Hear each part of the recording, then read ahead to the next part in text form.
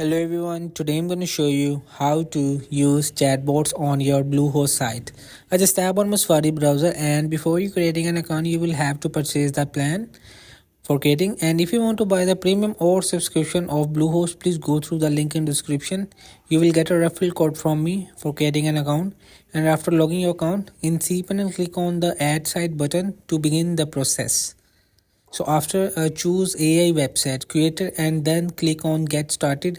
Here you can add a short description explaining the type of website you want to create.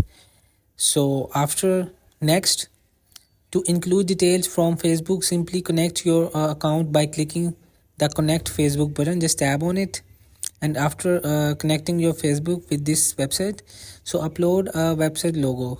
Keep the design unique, simple and readable. Ensure the logo is retireable.